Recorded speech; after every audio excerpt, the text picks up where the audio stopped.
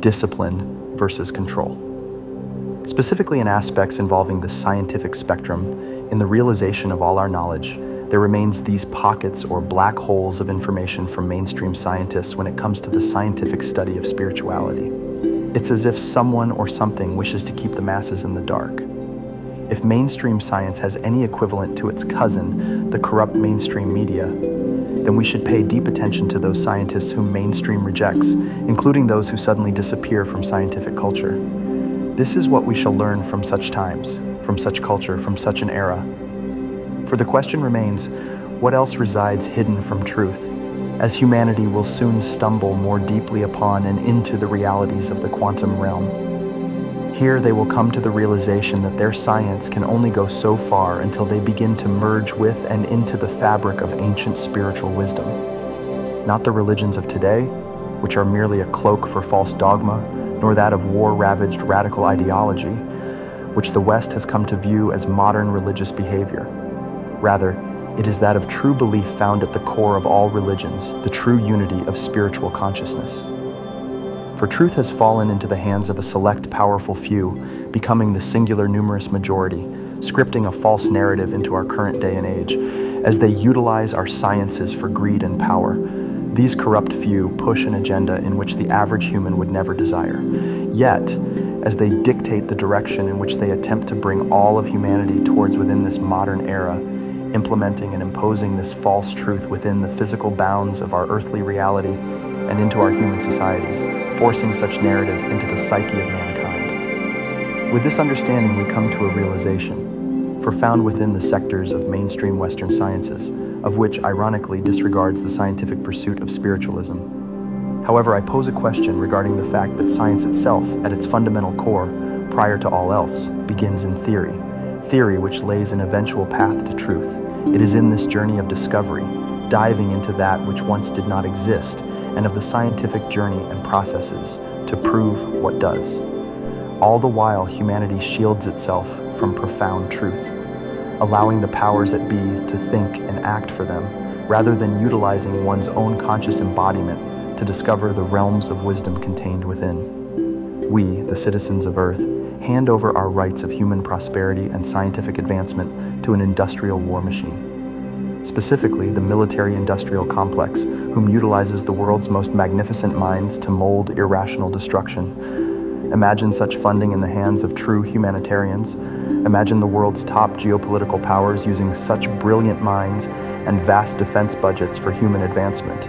But I digress. As the world's institutional education, particularly in the Western world, which rules the perception of modern academia, consists more of war sciences and geopolitical self-interest than human prosperity and spiritual truths. Today, Western nations and economies are saturated with millions of incredibly bright scientists and engineers who from day to day change the outcome of nations and the infrastructure of the physical world for the better. Yet we remain in drought of true spiritual prophets, those architects and builders of truly prosperous people, and therefore society. As this need seemingly grows more and more evident on a daily basis, especially when considering modern man and the insanity we create and deliver within the current world stage, of which we define as geopolitics. Therefore, I propose the need of such spiritual teachers. However, I wish to make it clear, my understanding of true spirituality is not simply the comprehension of religion and its entwinement with philosophy. Rather, it encompasses the ancient sacred sciences and mathematics with that of modern medicine, specifically within the fields of human psychology, coexisting with the metaphysical studies of emotions and that of consciousness itself. Playing a vital role in the education, understanding and rebuilding processes of mankind's inner mental, emotional and spiritual realms contained within all of humanity, yet remaining unseen by the physical senses. Like wool, placed not over one's eyes, as this wisdom, if found in abundance via those whom seek, hiding modern man from one's true self. The unseen human factors and characteristics which, when properly taught, displayed and understood on an individual level, mold together, forming the benevolent society in which all true, heart-centered humans naturally desire. For these energetic, emotional, and psychological principles radiate into and form a human being whom is no longer lost, whom no longer searches the physical for emotional happiness, yet a being whom knows true wealth is found within a calm, peaceful mind, and an open, loving heart. For I believe we as humans like to think the accumulation of information, knowledge, finances, and the luxury items found within and of this physical world is and are our true purpose of being, ignoring that which we actually experience as the individual, frowned within. Those emotions and thoughts which stem not as a result from a physical experience, but rather from within, as a result from one's inner self, desires, beliefs, fears, and heartbreaks. Outside that of our true self, the human emotional body and mental psyche. The internal yin and yang, which when bonded as one, both science and religion, heart and mind, masculine and feminine, logic and creativity, all of which manifest into a better creation. I am by no means stating that these scientific professions are irrelevant in our world today. As these people play a crucial role in our modern society and are more important now than ever, I merely suggest that perhaps we ignore the science behind true spirituality.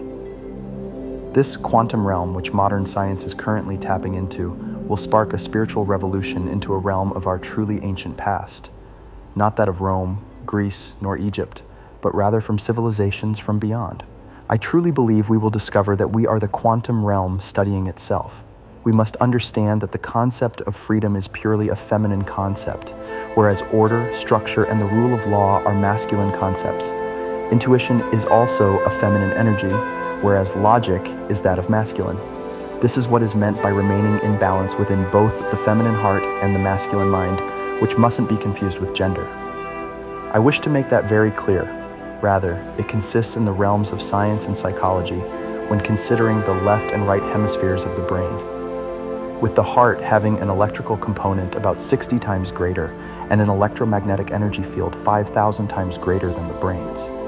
The heart has a significant influence on the body down to the cellular level. The brain's rhythms, along with the respiratory and blood pressure rhythms, entrain with the heart's rhythm. This is the spiritual yin and yang, one masculine, logical, and analytical versus feminine, creative, and imaginative. Yet free will exists, as exercising one's free will may be displayed and understood in terms of good and bad decisions. We, as humanity, have the ability to choose our sides as much as we get to choose whose side is right or wrong. Rather than believing in divided beliefs, I propose believing in the power of that belief, which unites us.